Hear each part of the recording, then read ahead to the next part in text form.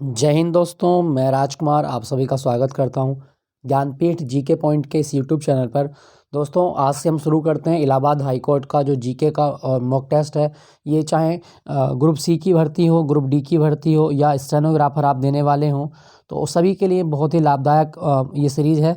तो मेरे साथ बने रहिएगा और बिना देर के शुरू करते हैं इलाहाबाद हाई कोर्ट स्पेशल आज का मॉक टेस्ट।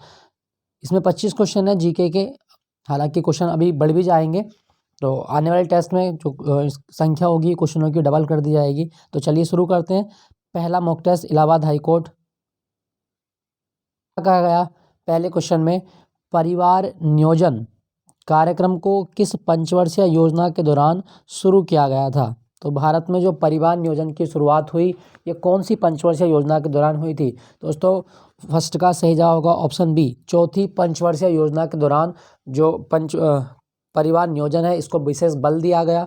हालांकि परिवार नियोजन प्रणाली भारत में स्टार्ट हो जाती है औपचारिक रूप से 1952 में, लेकिन कौन सी पंचवर्षीय योजना के दौरान इसकी प्रगति हुई? तो वो है आपकी चौथी पंचवर्षीय योजना। दोस्तों, चौथी पंचवर्षीय योजना ये कब से कब तक चली थी? तो ये चली थी 1969 से 1974। चौथी पंचवर्षीय योजना 1969 से 1974 तक चली और इसमें स्थिरता के साथ आत्मनिर्भरता, स्थिरता के साथ आर्थिक विकास की जो लक्ष्य था वो रखा गया था। इसकी प्राथमिकता थी कि स्थिरता के साथ आर्थिक विकास, वेरी इंपॉर्टेंट। और ये जो चौथी पंचवर्षीय योजना थी ये कौन से मॉडल पर आई थी? तो ये था Ashok Rudra Menon model. Ashok Rudra Menon model, very important, ये भी आप याद रखिएगा। ठीक है दोस्तों। अच्छा, यहाँ पे मैं बता दूं आपको कि जो पंचवर्षीय योजनाएं हैं, पंचवर्षीय योजनाओं का जनक दुनिया में कौन माना जाता है? तो जोसेफ स्टालिन। जोसेफ स्टालिन को पंचवर्षीय योजनाओं का जनक माना जाता है और ये सोवियत संघ के व्यक्ति थे, याद रखिएगा इसके बारे में। यहाँ पे लिखा गया दूसरी पंचवर्षीय योजना। दोस्तों, दूसरी पंचवर्षीय योजना एक ऐसी पंचवर्षीय योजना है जिसमें सबसे ज़्यादा प्राथमिकता दी गई भारी उद्योगों को, और दूसरी पंचवर्षीय योजना की समय सीमा है 1956 से 1961। इसका जो मॉडल है वो है PC Mahalanobis model. PC Mahalanobis model ये दूसरी पंचवर्षीय योजना का मॉडल है। और पीसी महालनोबिस का जो बर्थडे होता है वो भारत में 29 जून को मनाया जाता है राष्ट्रीय सांख्यिकी दिवस के रूप में। तो भारत में जो सांख्यिकी दिवस है वो कब होता है? 29 जून को पीसी महालनोबिस का बर्थडे होता है। अच्छा, मैं एक चीज़ और बता दूं, यहाँ पे लिखा गया है पाँचवीं पंचवर्षीय योजना। दोस्तों, पाँचवीं पंचवर्षीय योजना एक ऐसी पंचवर्षीय योजना है जिसमें गरीबी हटाओ का नारा दिया गया। तो पाँचवीं पंचवर्षीय योजना जो चली वो 1974 से 1979 तक चली थी और इसमें गरीबी हटाओ का नारा दिया गया था। ये भी आप याद रखिएगा, गरीबी हटाओ, और ये इनपुट आउटपुट मॉडल पर आधारित थी पाँचवीं पंचवर्षीय योजना, ये भी आप याद रखिएगा। सातवीं पंचवर्षीय योजना ये 1985 से 1990 तक चली, 1985 से 1990, और इसमें नीली क्रांति की शुरुआत की गई थी। नीली क्रांति की शुरुआत की गई सातवीं पंचवर्षीय योजना में। तो पंचवर्षीय योजनाओं की बात कर रहे थे हम, तो परिवार नियोजन कार्यक्रम की शुरुआत कार्यक्रम को किस वर्ष लागू किया गया? चौथी पंचवर्षीय योजना में। दोस्तों, क्या आपको पता है कि अंतर्राष्ट्रीय परिवार दिवस कब होता है? तो अंतर्राष्ट्रीय परिवार दिवस मनाया जाता है हर साल 15 मई को। अंतर्राष्ट्रीय परिवार दिवस कब होता है? 15 मई को मनाया जाता है, वेरी इंपॉर्टेंट, याद रखिएगा। अगले प्रश्न की ओर चलते हैं। सर्वप्रथम खाद्यान्नों पर न्यूनतम समर्थन मूल्य को किस वर्ष शुरू किया गया था? दोस्तों, एमएसपी की बात हो रही है कि एमएसपी सबसे पहली बार कब शुरू किया गया था? तो इसका सही जवाब होगा 1964-65 में एमएसपी की शुरुआत की गई थी। सही जवाब है 1964। दोस्तों, एमएसपी क्या है?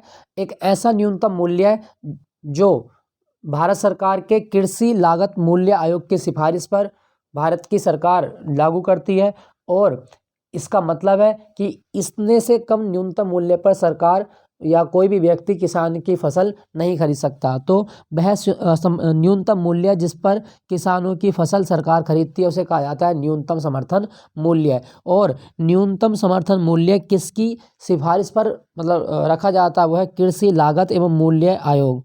कृषि लागत एवं मूल्य आयोग, ये कृषि मंत्रालय के अधीन कार्य करता है, कृषि लागत एवं मूल्य आयोग, और इसकी स्थापना हुई थी 1965 में। कृषि लागत मूल्य आयोग, इसकी सिफारिश पर एमएसपी लागू किया जाता है। और भारत सरकार ने जो एमएसपी लागू करने की प्रणाली शुरू की है उसमें 1.5 गुना एमएसपी रखा जाता है लागत का। लागत का 1.5 गुना एमएसपी रखा जाएगा, ये भी आप याद रखिएगा। और जब भारत में पहली बार एमएसपी लागू हुआ तो गेहूं की कीमत कितनी निर्धारित की गई थी? 54 रुपये प्रति क्विंटल। ₹54 प्रति कुंटल ये गेहूं की जो कीमत थी उस टाइम रखी गई थी। सबसे पहली बार जब 1965 में एमएसपी को लागू किया गया था तब गेहूं ₹64 प्रति कुंटल खरीदा जाता था। चलिए अगले बिंदु की ओर चलते हैं। क्वेश्चन है इसमें, क्वेश्चन संख्या 3, सुंदरी वृक्ष निम्नलिखित में से किसकी एक विशेष प्रकार की वनस्पति है? तो दोस्तों सुंदरी वृक्ष के बारे में बताया है कि सुंदरी वृक्ष जो होते हैं ये कौन सी वनस्पति होते हैं। दोस्तों सुंदरी के जो वृक्ष हैं वो ऐसी जगह पे उगेंगे जहाँ पानी खारा हो, मतलब इनको मैंग्रोव वनस्पति या इनको ज्वारीय वनस्पति भी कहा जाता है। सही जवाब होगा ऑप्शन डी, ज्वारीय वनस्पति होता है सुंदरी के वृक्ष। और सुंदरी के वृक्ष ये जो होते हैं वो हेलोफाइट होते हैं। हेलोफाइट मतलब ये लवणीय मृदा में उगने वाले पौधे हैं, दलदली वाले स्थान पर रहेंगे लवणीय मृदा में, तो ये हेलोफाइट होते हैं, आप याद रखिएगा। दोस्तों सुंदरी वन जो है भारत में सबसे ज़्यादा कहाँ पर है? तो भारत में सबसे बड़े जो सुंदरी वृक्ष मिलेंगे आपको वो मिलेंगे सुंदरबन में। पश्चिम बंगाल का जो सुंदरबन क्षेत्र है, सुंदरबन एक डेल्टा भी है, तो सुंदरबन डेल्टा पर सुंदरी के वृक्षों की बहुतायत मात्रा में पाए जाते हैं। और सुंदरबन डेल्टा जो है ये गंगा और ब्रह्मपुत्र नदी के द्वारा बनता है, गंगा और ब्रह्मपुत्र नदी के द्वारा बनता है सुंदरबन का डेल्टा, ये भी आप याद रखना, ठीक है दोस्तों। और सुंदरी के जो वृक्ष हैं इनकी जड़ें न्यूमेटाफोर होती हैं। न्यूमेटाफोर मतलब इनकी जड़ें खोखली होती हैं और ये पानी से ऑक्सीजन का अवशोषण करने में सहायता करती हैं। वेरी इंपॉर्टेंट, न्यूमेटाफोर जड़ें सुंदरी के वृक्ष, ठीक है दोस्तों। तो कौन सी वनस्पति है? ये ज्वारीय वनस्पति है, ज्वारीय वनस्पति। अगले क्वेश्चन की ओर चलते हैं। निम्नलिखित में से कौन सा पर्वत हिमालय श्रृंखला का भाग नहीं है? हिमालय श्रृंखला का भाग है, तो कौन सा पर्वत हिमालय श्रृंखला का भाग है हमें बताना है। दोस्तों हिमालय श्रृंखला का देखें तो हिंदकुश, कुनलुन और काराकोरम ये कोई भी हिमालय श्रृंखला का भाग नहीं आता। इनमें से सभी जो हैं वो आपके सारे के सारे क्या हैं? आपके हिमालय श्रृंखला के भाग हैं। आपको एक मैप दिखाता हूँ दोस्तों, ये है मैप, और इसमें आप भारत का मैप देखें, इसमें हिमालय भी आपको दिख रहा होगा, हिमालय पर्वत देखें। ये जो है वो है आपकी काराकोरम रेंज, जिसको मैंने लाल रंग से रंगा है, और इसको रंग चेंज कर लेता हूँ। उसके बाद में आप देख रहे होंगे तो ये उत्तर की ओर थोड़े से पूर्व में ये है आपकी कुनलुन श्रेणी, कुनलुन श्रेणी आप दिख रहे होगी, ये जिसको मैं गोला कर रहा हूँ। और ये है आपका हिंदकुश, हिंदकुश ये भी आप याद रखिएगा। तो ये काराकोरम भी, तो ये सारे के सारे क्या है? हिमालय पर्वत के भाग है। देखो काराकोरम में जो मतलब हिमालय की उत्तर से दक्षिण की ओर चोटी है, सबसे ऊपर काराकोरम मतलब के, उसके बाद में लद्दाख है एल, फिर कौन सी है? जांस्कर है मतलब जे, उसके बाद में कौन सी आती है? जांस्कर के बाद में शिवालिक, ये देखो शिवालिक रेंज आती है, तो ये आ गया आपका एस। और इसके नीचे भी अगर जाएंगे तो यहाँ पे पीर पंजाल भी मिलेगी, पीर पंजाल, खैर अभी दिख नहीं रही है, तो आप इसी को याद रखिएगा कि ये जो है वो हिमालय के ही भाग है। तो इसका सही जवाब क्या होगा? ये सभी जो है वो हिमालय के भाग हैं, ये सभी। दोस्तों हिमालय की बात करें तो हिमालय की कुल लंबाई कितनी है? तो वो है आपकी 2400 किलोमीटर। हिमालय की कुल लंबाई 2400 किलोमीटर है, याद रखिएगा। और हिमालय जो है एक बलित संरचना वाला पर्वत है। कैसा है आपका? बलित पर्वत संरचना है इसकी, और इसकी उत्पत्ति हुई है टैथिस सागर से। हिमालय की उत्पत्ति कौन से सागर से हुई? टैथिस सागर से हुई है। वेरी इंपॉर्टेंट, पूछ लेता है एग्जाम में। तो अगले क्वेश्चन की ओर चलते हैं। क्षारीय मृदा को किस अन्य नाम से जाना जाता है? तो दोस्तों क्षारीय मृदा जो होती है इसको हम लवणीय मृदा भी बोलते हैं। ऐसी मिट्टी जिसमें सोडियम और पोटेशियम की मात्रा बहुत ज़्यादा होगी, वो मिट्टी कैसी होती है? क्षारीय मृदा होती है। और क्षारीय मृदा का एक नाम है कल्लर, कल्लर भी बोला जाता है इसे, ये भी आप याद रखें। खादर और बांगर ये दोनों जलोढ़ मिट्टी के प्रकार हैं, खादर और बांगर जलोढ़ मिट्टी के प्रकार हैं। दोस्तों यदि मिट्टी की क्षारीयता खत्म करनी है तो किसका प्रयोग करेंगे? मिट्टी की क्षारीयता खत्म करने के लिए जिप्सम का प्रयोग किया जाता है। वेरी इंपॉर्टेंट, जिप्सम का प्रयोग मिट्टी की क्षारीयता खत्म करने के लिए किया जाता है। अगर मिट्टी लवणीय है तो मतलब अम्लीय है, तो अम्लीय मिट्टी के लिए तो हम चूने का प्रयोग करेंगे, अम्लीय मिट्टी के लिए चूने का प्रयोग किया जाता है, ये भी आप याद रखिएगा। और मैं एक चीज़ बता दूं, भारत में केंद्रीय मृदा लवणता अनुसंधान केंद्र कहाँ पर है? केंद्रीय मृदा लवणता अनुसंधान केंद्र कहाँ पर है? तो वो है आपका करनाल में, करनाल ये हरियाणा में है, तो इसको आप याद रखिएगा। मिट्टी का अध्ययन क्या है? पीडोलॉजी, मिट्टी का अध्ययन पीडोलॉजी कहलाता है, याद रखना। अगले क्वेश्चन की ओर चलते हैं। निम्नलिखित में से कौन एक एशिया व यूरोप के मध्य सीमा नहीं बनाता? इनमें से कौन एशिया और यूरोप के बीच सीमा नहीं बनाता? इसका सही जवाब क्या होगा दोस्तों? यहाँ पे सही जवाब होगा ऑप्शन डी, स्वेज नहर एशिया और यूरोप के बीच सीमा नहीं बनाती। बाकी यूराल पर्वत, काकेशस श्रेणी और कैस्पियन सागर ये एशिया और यूरोप के बीच सीमा बनाते हैं।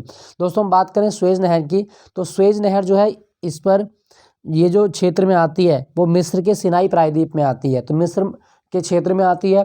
दूसरा, स्वेज नहर जो है ये व्यापार के लिए कब खोली गई थी? तो 17 नवंबर 1869 को स्वेज नहर को व्यापार के लिए खोल दिया गया था। ठीक है दोस्तों, स्वेज नहर की कुल लंबाई कितनी है? तो वह है 193 किलोमीटर। और स्वेज नहर का वास्तुकार या इसका डिजाइन तैयार करने वाला कौन है? तो जिस व्यक्ति ने स्वेज नहर को बनाया था वो है आपका फर्डिनेंड लाप्लास। फर्डिनेंड लाप्लास द्वारा स्वेज नहर का डिजाइन तैयार किया गया। स्वेज नहर के बारे में एक बिंदु और याद रखिएगा कि स्वेज नहर का राष्ट्रीयकरण कब हुआ था? 1956 में स्वेज नहर का राष्ट्रीयकरण किया गया। स्वेज नहर बन जाने से एशिया और यूरोप के बीच कितनी किलोमीटर की दूरी कम हो गई है? तो 7000 किलोमीटर की दूरी कम हो गई है स्वेज नहर के बन जाने से एशिया और यूरोप के बीच। वेरी इंपॉर्टेंट, याद रखिएगा। और एक चीज मैं आपको और बता दूं, जो स्वेज नहर का मैप है, मैं आपको मैप दिखाता हूं एक। दोस्तों ये है स्वेज नहर का एक मैप, आप ये बिंदा दिख रहे होंगे, ये है आपकी स्वेज नहर। ये जो पतली सी नहर जा रही है स्वेज नहर है। तो स्वेज नहर के उत्तर में क्या मिलेगा आपको? मेडिटेरियन सी। और दक्षिण में क्या मिलेगा आपको? दक्षिण में मिलेगा रेड सी। रेड सी आपको दिख रहा होगा, मेडिटेरियन सी ये वाला है आपका, और रेड सी आपका ये वाला। तो स्वेज नहर भूमध्य सागर को लाल सागर से जोड़ती है। याद रखना, भूमध्य सागर को लाल सागर से जोड़ती है स्वेज नहर। ये आप दिख रहा होगा, ये जो नहर आ रही है आपकी पतली सी संकरी सी, ये नहर है आपकी। ये इजिप्ट में है, ये मिस्र है आपका। और ये देखिए यहाँ पे इसके बाद में आपका सूडान है, इसके बाद में लीबिया है, फिर ये इजराइल है। तो ये मिस्र में आती है, ज़्यादातर आपका मिस्री है। तो मेडिटेरियन सी को रेड सी से जोड़ने वाली नहर है स्वेज नहर। वेरी इंपॉर्टेंट, याद रखना, भूमध्य सागर को लाल सागर से जोड़ती है स्वेज नहर। चलिए क्वेश्चन की ओर लौटते हैं। तो इसका सही जवाब क्या होगा? स्वेज नहर होती है आपकी। ठीक है दोस्तों, चलिए अगले बिंदु की ओर चलते हैं। यूराल पर्वत ये जो है वो रूस में मिलेंगे, या आप याद रखना यूराल पर्वत रूस में है। आपके लिए क्वेश्चन है, कैस्पियन सागर से कितने देशों की सीमा लगती है? ये कमेंट में लिख के बताना है। चलिए अगले प्रश्न की ओर। निम्नलिखित में से कौन सा कथन असत्य है? असत्य कथन की पहचान करनी है। दक्षिण भारत की उच्चतम चोटी, ये तो कुछ बात ही नहीं हुई। दक्षिण भारत की उच्चतम चोटी तो वैसे अनाईमुड़ी है, मैं आपको बता दूं, अनाईमुड़ी दक्षिण भारत की सबसे ऊंची चोटी है, अनाईमुड़ी। नीलगिरी का सर्वोच्च शिखर डोडा बेट्टा है। डोडा बेट्टा, ये मिस प्रिंटिंग है बस, बाकी कुछ नहीं है, डोडा बेट्टा है। और छोटा नागपुर की उच्चतम चोटी गुरु शिखर है, ये गलत है। छोटा नागपुर की जो सबसे ऊंची चोटी है वो है पारसनाथ। पारसनाथ छोटा नागपुर पठार की सबसे ऊंची चोटी है, आप याद रखिएगा। गुरु शिखर जो है ये अरावली की सबसे ऊंची चोटी है, ये भी आप याद रखें। मेघालय पठार की सबसे ऊंची चोटी है आपकी नोकरेक है, नोकरेक, ये आपका सही है। तो आप याद रखें, छोटा नागपुर की सबसे ऊंची चोटी है पारसनाथ। दोस्तों छोटा नागपुर का जो पठार है ये कितने एरिया में फैला है? तो लगभग 65,000 वर्ग किलोमीटर एरिया में फैला है आपका छोटा नागपुर का पठार। ये झारखंड में मिलेगा आपको, उसके बाद में उड़ीसा में फैला हुआ है, और छत्तीसगढ़ में भी आता है इसका, छत्तीसगढ़ नहीं, बिहार, बिहार में भी आता है इसका, और बंगाल में भी आता है। तो छोटा नागपुर का पठार झारखंड, उड़ीसा, पश्चिम बंगाल और बिहार राज्यों में फैला है, और इसकी सबसे ऊंची चोटी है पारसनाथ। छोटा नागपुर के पठार से एक नदी भी निकलती है, और इस नदी का नाम है दामोदर। दामोदर नदी का उद्गम कहाँ से होता है? छोटा नागपुर के पठार से दामोदर नदी का उद्गम होता है। तो सही जवाब आप याद रखिएगा, गुरु शिखर अरावली की सबसे ऊंची चोटी है, छोटे नागपुर की नहीं है। अगले क्वेश्चन की ओर। निम्नलिखित में से कौन सा नगर भूमध्य रेखा के सबसे निकट है? दोस्तों भूमध्य रेखा के सबसे निकट जो शहर इनमें से है वो है आपका सिंगापुर। लगभग 137 किलोमीटर दूर है भूमध्य रेखा से। सही जवाब होगा आपका ऑप्शन बी, सिंगापुर। दोस्तों भूमध्य रेखा की बात करें तो भूमध्य रेखा को 0 डिग्री अक्षांश भी कहा जाता है। भूमध्य रेखा जो है ये पृथ्वी को 2 भागों में विभाजित करती है, ये भी आप याद रखिएगा। और कांगो नदी भूमध्य रेखा को 2 बार काटती है, ये भी आप याद रखें। अच्छा, कितने देशों से होकर गुजरती है भूमध्य रेखा? तो दुनिया के 13 देशों से होकर गुजरती है भूमध्य रेखा, जिसमें इक्वेडोर है, ब्राज़ील है, कांगो है, केन्या है, सोमालिया है, मालदीव है, इंडोनेशिया है। आपको एक मैप दिखाता हूँ भूमध्य रेखा का। दोस्तों ये है एक भूमध्य रेखा कहाँ कहाँ से गुजरती है। तो ये दिख रहा होगा आपको, ये है आपका कोलंबिया, इक्वेडोर, साओ जाओ, गैबोन, ब्राज़ील, ब्राज़ील के बाद में Congo Republic, Uganda, Somalia, Kenya, democratic Republic Congo, Maldives, Maldives के बाद में किरीबाती और इसके नीचे आपका इंडोनेशिया।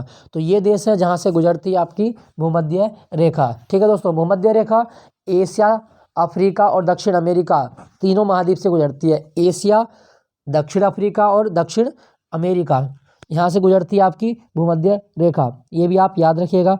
ठीक है दोस्तों, चलिए अगले अपने क्वेश्चन की ओर लौटते हैं। तो क्या कहा गया, IUCN का मुख्यालय कहाँ पर है? दोस्तों IUCN बोले तो international union for conservation and nature, ये जो संस्था है ये 1948 में बनी, 1948, और इसका मुख्यालय ग्लैंड शहर में है। ग्लैंड जो शहर है वो स्विट्जरलैंड में है। सही जवाब होगा आपका ऑप्शन बी, स्विट्जरलैंड के ग्लैंड शहर में है IUCN का मुख्यालय। अच्छा, IUCN की सबसे इंपॉर्टेंट रिपोर्ट क्या है? तो IUCN की सबसे इंपॉर्टेंट रिपोर्ट है red data. Red data book कौन जारी करता है? तो IUCN द्वारा रेड डाटा बुक जारी की जाती है, आप याद रखिएगा। और रेड डाटा बुक में विलुप्त प्राय या संकटग्रस्त जीव जंतु व वनस्पति का ब्यौरा लिखा जाता है। तो आप याद रखें IUCN स्विट्जरलैंड। यहाँ पे नैरोबी लिखा गया है। संयुक्त राष्ट्र पर्यावरण कार्यक्रम UNEP का मुख्यालय कहाँ पर है? केनिया की राजधानी नैरोबी में। यहाँ पे लिखा गया न्यूयॉर्क। UNO का मुख्यालय कहाँ पर है? तो न्यूयॉर्क में है। उसके अतिरिक्त यूनिसेफ का मुख्यालय कहाँ पर है? ये भी न्यूयॉर्क में है, ये भी आप याद रखिएगा। ठीक है दोस्तों, संयुक्त राष्ट्र सुरक्षा परिषद का मुख्यालय कहाँ पर है? ये भी न्यूयॉर्क में है। पेरिस की बात करें तो यूनेस्को का मुख्यालय पेरिस में है, यूनेस्को। अंतर्राष्ट्रीय रेलवे यूनियन का मुख्यालय कहाँ पर है? तो वो है आपका पेरिस में। और पेरिस में 2024 के ओलंपिक भी खेले जाएंगे। चलिए अगले क्वेश्चन की ओर चलते हैं। रामसर संधि पर भारत ने कब हस्ताक्षर किए थे? दोस्तों भारत रामसर संधि का जो मेंबर करता बना था वो है आपका 1 फरवरी 1982। 1 फरवरी 1982। रामसर समझौता कब हुआ था? 2 फरवरी 1971 को ईरान का एक शहर है रामसर, वहाँ पर हुआ था। और ये समझौता क्या है? ये समझौता आर्द्र भूमियों को बचाने का प्रयास करता है, आर्द्र भूमियों का संरक्षण करता है रामसर समझौता। वेरी इंपॉर्टेंट, 2 फरवरी 1971। अगले प्रश्न की ओर चलते हैं। क्वेश्चन संख्या 11। वातावरण के जैविक एवं अजैविक घटकों की अंतःक्रिया से विकसित तंत्र को क्या कहा जाता है? दोस्तों ऐसा तंत्र जो वातावरण के जैविक और अजैविक घटकों से संबंधित हो, इनकी अंतःक्रिया से संबंधित हो, उसे कहा जाता है पारिस्थितिकी तंत्र। वेरी इंपॉर्टेंट, पारिस्थितिकी तंत्र। चलिए आपके लिए क्वेश्चन है, एक शब्द इकोसिस्टम किसने दिया था? शब्द इकोसिस्टम। और इकोलॉजी शब्द किसने दिया था? इकोलॉजी। ये 2 शब्द आपको बताने हैं, इकोलॉजी और इकोसिस्टम शब्द किसने दिया है? तो आप याद रखिएगा, जैविक घटक वे हैं जिनमें जीवन होता है और अजैविक घटक वो हैं जिनमें जीवन नहीं होता। ठीक है दोस्तों, चलिए अगले क्वेश्चन की ओर। रामसर सूची में सूचीबद्ध दीपोर बील किस राज्य में है? तो दीपोर बील किस राज्य की रामसर साइट है? सही जवाब होगा आपका ऑप्शन ए, असम। असम की रामसर साइट है दीपोर बील। दोस्तों असम की बात करें तो असम बना था 26 जनवरी 1950 को। इसका 2-3 डांस बड़े इंपॉर्टेंट है। सतरिया बहुत इंपॉर्टेंट डांस है यहाँ का, सतरिया डांस। बिहू बहुत इंपॉर्टेंट डांस है यहाँ का, बिहू। बिहू के बाद में तबल चोंगली किस राज्य का डांस है? तो असम का तबल चोंगली किया जाता है। तबल चोंगली के साथ साथ आप याद रखेंगे नट पूजा। नट पूजा कहाँ का डांस है? तो ये भी असम का डांस है। और इसके साथ साथ आप याद रखिएगा बुगुरुम्बा। बुगुरुम्बा असम का ही डांस है। भारत में सबसे ज़्यादा चाय असम में होती है। काजीरंगा नेशनल पार्क असम में है आपका। मानस नेशनल पार्क आपका असम में है। उसके बाद में आपका दिब्रू सैखोवा नेशनल पार्क असम में है। रायमोना नेशनल पार्क असम में है, ये भी आप याद रखिएगा। भारत में सबसे पहले तेल का कुआं खोदा गया था असम के माकूम में, ये भी आप याद रखिएगा। पहला तेल कुआं 1867 में खोदा गया असम के माकूम में। Very important. यहाँ पे लिखा गया आपका गोवा। गोवा भारत का राज्य बना था 30 मई 1987 को। भारत का सबसे छोटा राज्य है गोवा, 1987 में राज्य बना और इसका एरिया है 3702 वर्ग किलोमीटर। पश्चिमी भाग का राज्य है गोवा। और गोवा के बारे में एक चीज़ याद रखेंगे, इसकी राजधानी पणजी है। पणजी मांडोवी नदी पर स्थित है पणजी, ये भी आप याद रखें। गोवा जो है भारतीय संविधान का अनुच्छेद 371 गोवा को विशेष प्रावधान देता है, ये भी आप याद रखिएगा। गोवा में एक ही नेशनल पार्क है, वो है भगवान महावीर। भगवान महावीर नेशनल पार्क, या इसे मोल्लम नेशनल पार्क भी बोला जाता है। भगवान महावीर नेशनल पार्क ये गोवा में है, वेरी इंपॉर्टेंट, याद रखिएगा। और गोवा जो है ये पुर्तगालियों से कब आज़ाद हुआ था? 19 दिसंबर 1961 को गोवा को आज़ादी दिलाई गई थी पुर्तगालियों से। ठीक है दोस्तों, गोवा के बारे में एक चीज़ और याद रखिएगा, जो गोवा है यहाँ पर एक झरना है आपका दूध सागर जलप्रपात। दूध सागर जलप्रपात कहाँ पर है? भारत में गोवा में, और ये मांडोवी नदी पर बना है। गोवा में दूध सागर जलप्रपात है मांडोवी नदी पर। गोवा का डांस याद रखिएगा, दक्षिणी दखनी डांस कहाँ किया जाता है? गोवा में। फुगड़ी डांस कहाँ होता है? गोवा में। फुगड़ी डांस गोवा में। कुणबी डांस कहाँ किया जाता है? गोवा में। और गोवा में काजू की शराब बनती है, इसे कहा जाता है फेनी।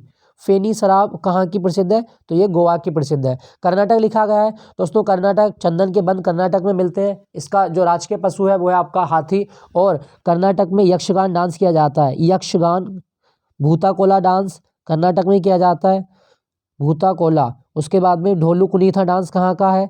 तो ये भी कर्नाटक का ढोलू कुनीथा। एक चीज मैं आपको और बता दूं, जो कर्नाटक है यहाँ पे नागरहोल टाइगर रिजर्व भी है। नागरहोल टाइगर रिजर्व कहाँ पर है? कर्नाटक में। और बांदीपुर टाइगर रिजर्व भी कहाँ पर है आपका? कर्नाटक में। Bandipur tiger reserve Karnataka. ठीक है दोस्तों, कर्नाटक की एक शहर आपका मैसूर। और मैसूर में भारतीय भाषा अनुसंधान केंद्र भी है। भारतीय भाषा अनुसंधान केंद्र कहाँ पर है आपका? मैसूर में। ठीक है दोस्तों, अनुसंधान केंद्र। एक चीज मैं आपको और बताऊं कि जो कर्नाटक है इसका शहर है आपका बेंगलोर। और बेंगलोर को भारत की सिलिकॉन वैली कहा जाता है। वेरी इंपॉर्टेंट, याद रखिएगा। कर्नाटक में खान याद रखें, कोलार की खान। और कोलार की खान के ऊपर एक मूवी भी बनी, केजीएफ। केजीएफ मूवी, मतलब कोलार की खान सोने के लिए प्रसिद्ध है। मणिपुर की बात करें तो मणिपुर जो है ये पूर्वोत्तर भारत में एक राज्य है। और यहाँ पर एक बड़ी फेमस झील है लोकटक झील। लोकटक झील मणिपुर। और लोकटक झील पर दुनिया का एकमात्र तैरता राष्ट्रीय उद्यान है कैबुल लामजाओ। वेरी इंपॉर्टेंट, याद रखिएगा। कैबुल लामजाओ राष्ट्रीय उद्यान कहाँ पर है? तो वो है आपका मणिपुर में। ठीक है दोस्तों, मणिपुर के बारे में एक बिंदु और याद रखें, यहाँ पे संगई महोत्सव भी मनाया जाता है। संगई जो कि एक हिरण की प्रजाति है। संगई महोत्सव कहाँ होता है? मणिपुर में मनाया जाता है। वेरी इंपॉर्टेंट, ये भी आप याद रखिएगा। चलिए अगले क्वेश्चन की ओर चलते हैं। अनुसूचित क्षेत्रों एवं अनुसूचित जनजातियों के प्रशासन का नियंत्रण के बारे में उपबंध संविधान की किस अनुसूची में है? दोस्तों एससी और एसटी जो प्रशासन की बात की गई है वो कौन सी अनुसूची में की गई है? सही जवाब होगा आपका 5वीं अनुसूची। 5वीं अनुसूची। कितनी अनुसूची है हमारे संविधान में? 12 अनुसूची है वर्तमान में। दोस्तों 6ठी अनुसूची कहती है 4 राज्यों में जो प्रशासनिक व्यवस्था है उसका उल्लेख करती है, प्रशासनिक नियंत्रण का उल्लेख करती है। अच्छा, 6ठी अनुसूची में ये 4 राज्य कौन कौन से हैं? दोस्तों 6ठी अनुसूची में जो 4 राज्य हैं उनमें असम है, असम, मेघालय, मिजोरम और त्रिपुरा। मिजोरम और त्रिपुरा, ये 6ठी अनुसूची में 4 राज्य हैं जिनका जनजातीय प्रशासन के बारे में नियंत्रण या उल्लेख किया गया है। याद रखिएगा, चारों राज्य आपके एग्जाम में पूछे जा सकते हैं, असम, मेघालय, मिजोरम और त्रिपुरा। और यहाँ पे लिखा गया 4थी अनुसूची। 4थी अनुसूची राज्यसभा में सीटों का आवंटन से संबंधित है। राज्यसभा की सीटों का आवंटन किस आधार पे होगा, कितना होगा, वो सारी बात 4थी अनुसूची में लिखी गई है। तीसरी अनुसूची, इसमें शपथ और प्रतिज्ञान के बारे में उल्लेख है। शपथ और प्रतिज्ञान के बारे में उल्लेख है, ये भी आप याद रखिएगा। ठीक है दोस्तों, 7वीं अनुसूची आप जानते हैं, 7वीं अनुसूची में 3 सूचियां बना दी गई हैं। 3 सूची, जिसमें आपकी संघ सूची, राज्य सूची और समवर्ती सूची।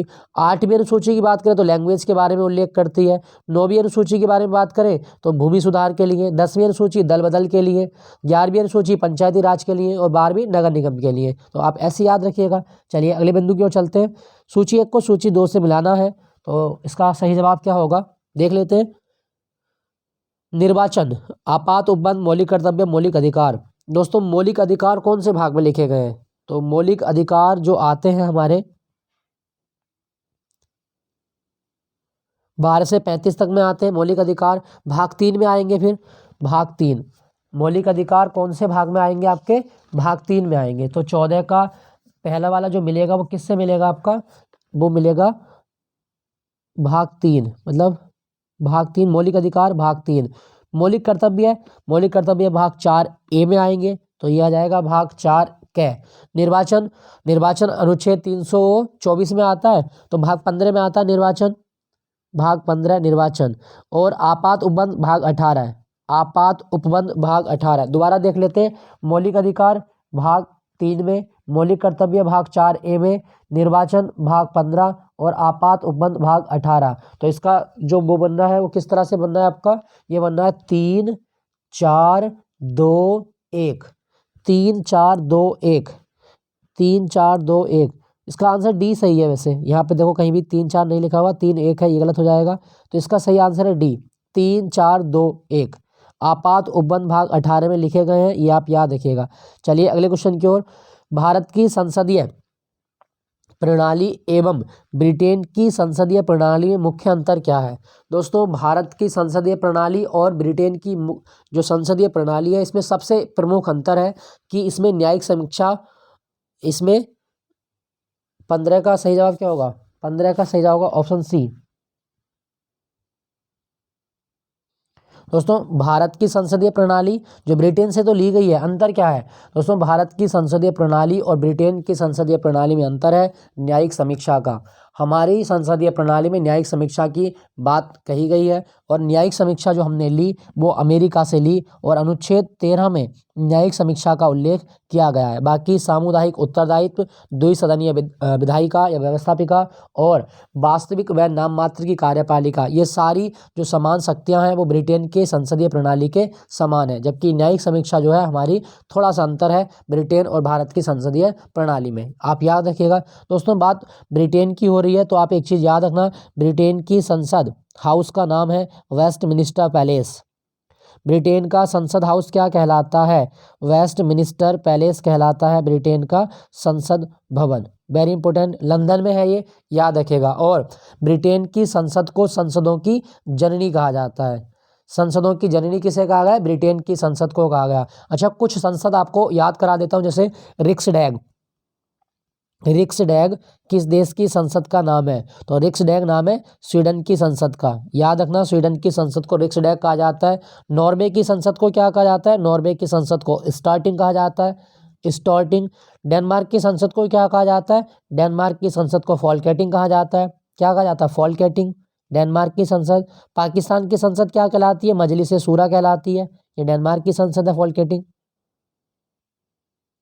पाकिस्तान की भी आप याद रखिएगा, मजलिस शूरा, मजलिस ए शूरा, पाकिस्तान की संसद का नाम है मजलिस शूरा। Very important. भारत की तो है ही पार्लियामेंट। चलिए अगले क्वेश्चन की ओर। संविधान के निम्नलिखित में से कौन से अनुच्छेद में विधायक सत्ता पर पूर्ण नियंत्रण लगाता है? कौन सा अनुच्छेद विधायक सत्ता पर पूर्ण नियंत्रण लगाता है?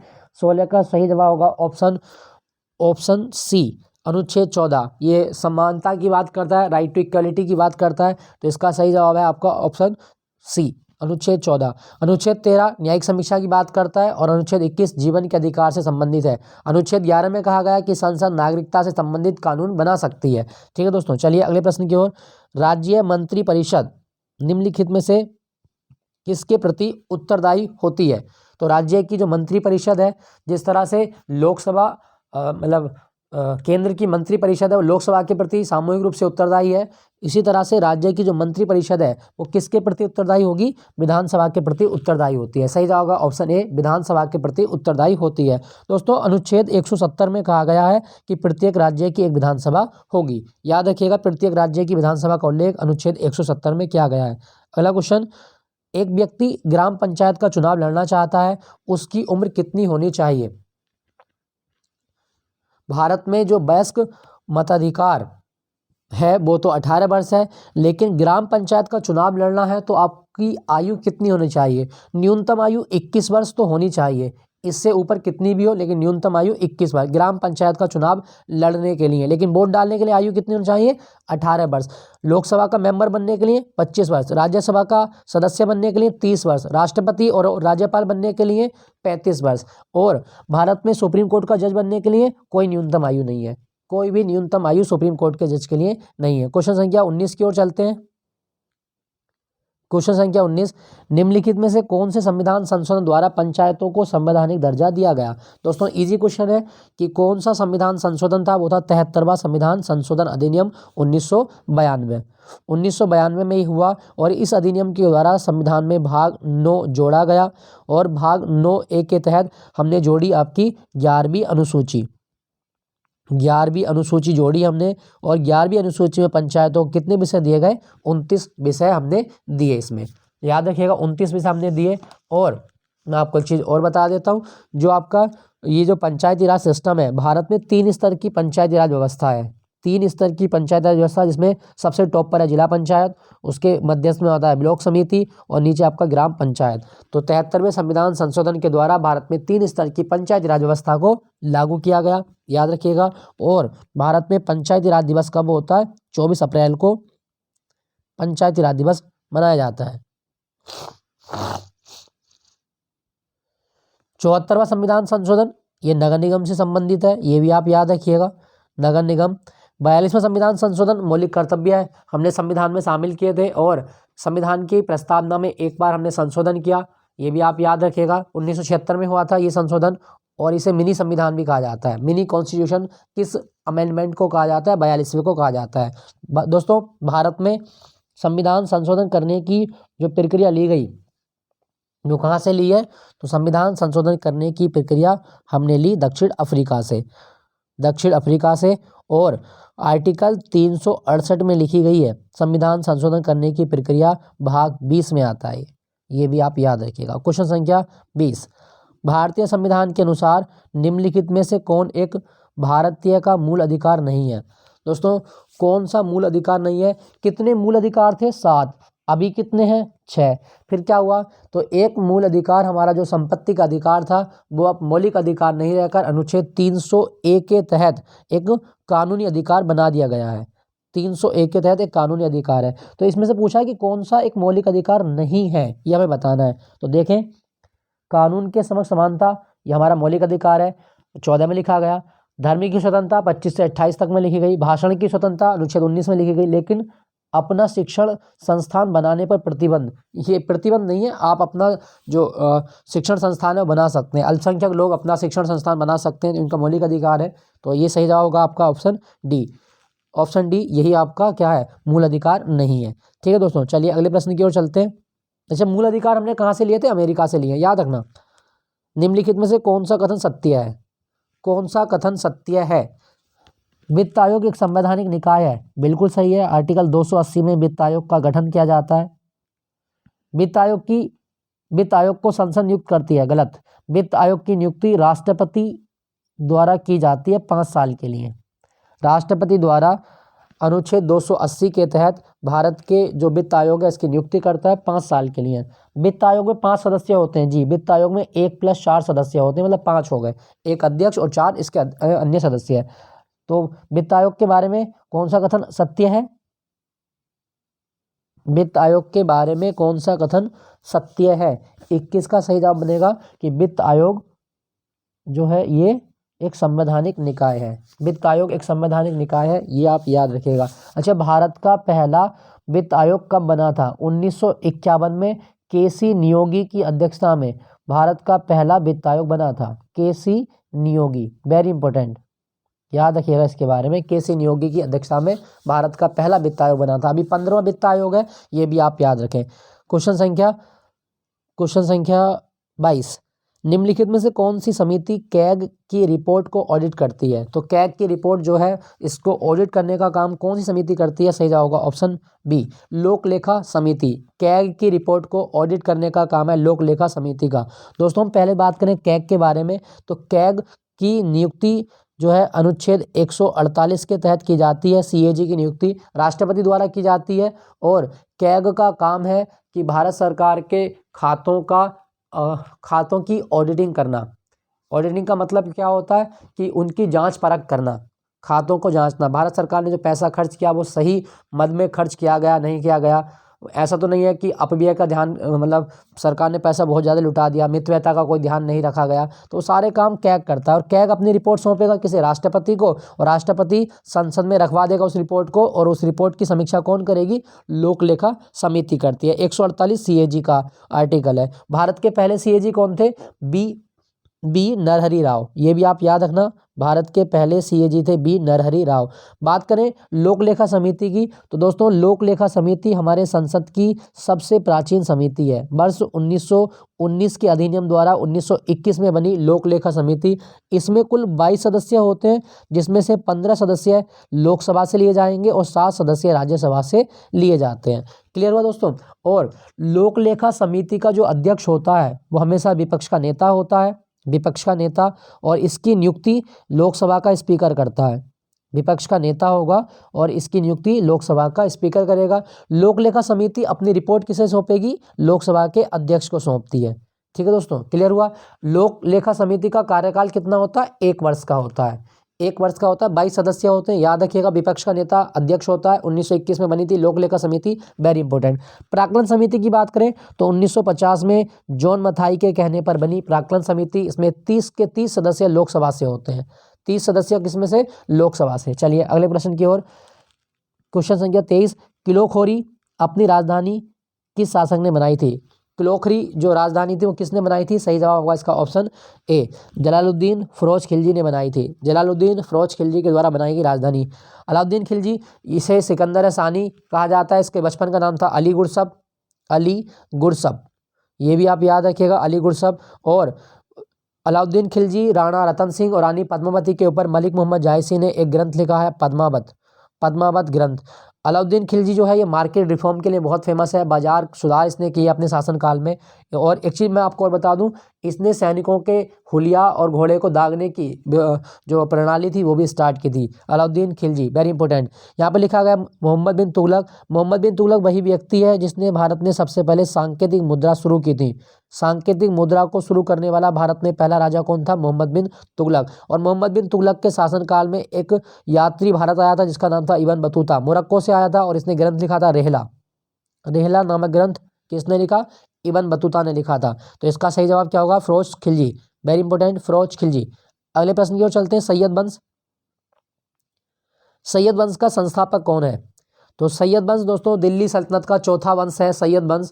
और इस वंश की स्थापना खिज्र खां द्वारा की गई। सैयद वंश जो है ये 1414 से 1451 तक अस्तित्व में रहा, ये आप याद रखिएगा। 1414 से 1451 तक सैयद वंश ने शासन किया था, लगभग 36 साल तक शासन किया सैयद वंश ने, ये आप याद रखिएगा। अच्छा, यहाँ पे मैं कुछ चीज़ बता दूं, जो दिल्ली सल्तनत है इसकी समय सीमा कब से कब तक है? 1206 से 1526 ईस्वी तक दिल्ली सल्तनत की समय सीमा शुरू होती है, याद रखना। और दिल्ली सल्तनत में सबसे लंबे समय तक शासन करने वाला वंश कौन सा है? तो दिल्ली सल्तनत में सबसे लंबे समय तक शासन करने वाला वंश है तुगलक वंश, वेरी इंपॉर्टेंट, तुगलक वंश। तुगलक वंश ने 1320 से 1414 तक शासन किया था। लगभग कितने साल हो गए? ये साल बैठेंगे लगभग 90 से कितना बैठेगा, लगभग 94 या 95 साल बैठेंगे आपके। 94 से 95 साल तक शासन किया तुगलक वंश ने, ये सबसे ज़्यादा है। अच्छा, सबसे कम शासन किया था खिलजी वंश ने। खिलजी वंश दिल्ली सल्तनत में सबसे कम समय तक शासन करने वाला वंश है, वेरी इंपॉर्टेंट। कब से कब तक रहा खिलजी वंश? तो 1290 से 1320 ईस्वी तक, 1290 से 1320, लगभग 30 साल तक शासन किया था खिलजी वंश ने। अंतिम प्रश्न आज के इस मॉक टेस्ट का, और यह है आपका, किस मुगल शासक के शासनकाल को स्थापत्य कला का स्वर्ण युग कहा जाता है? Golden era of Mughal architecture किसे कहा गया? 25 का सही जवाब होगा ऑप्शन बी, शाहजहां के शासनकाल को मुगल स्थापत्य कला का स्वर्ण युग कहा जाता है। दोस्तों, शाहजहां के काल में बहुत सारी बिल्डिंग बनी, शीश महल बना था, और आगरे की मोती मस्जिद बनाई गई, आगरे का किला बनाया गया, आगरे का जो ताजमहल है वो बनाया गया, बहुत सारे जो मतलब वो थी। इसको प्रिंस ऑफ बिल्डर्स भी कहा जाता है शाहजहां को। इसका बचपन का नाम था खुर्रम। आपके लिए क्वेश्चन है, ताजमहल पर कुरान की आयतें किसने लिखी थी? ये आप मुझे कमेंट में बताएंगे। ताजमहल पर कुरान की आयतें किसने लिखी थी, ये कमेंट में बताइएगा। तो दोस्तों, ये था आज का इलाहाबाद हाई कोर्ट का specially mock test. I hope ये पसंद आया होगा आपको। तो कैसा लगा आपको कमेंट में लिख के बताइएगा।